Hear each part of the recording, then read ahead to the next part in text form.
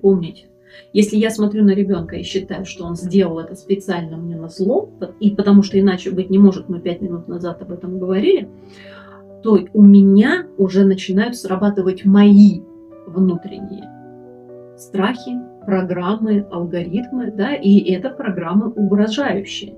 В том плане, что мне нужно себя защищать. Да, против меня не должно такого быть. Даже если это мой ребенок, начинает срабатывать возмущение, гнев, начинает срабатывать раздражение, и это все начинает выплескиваться в наши уже с ним отношения. Поэтому первым делом мы меняем восприятие. Вы должны увидеть, допустим, какое ограничение нервной системы ребенка стоит за его действием. И вот когда вы смотрите вот так, у вас тогда четко вырисовывается, ага, все, значит, в следующий раз мы поставим задачу по-другому. Значит, в следующий раз мы по-другому вот это сделаем. Я по-другому дам инструкцию, что надо сделать. И реально все может очень сильно измениться.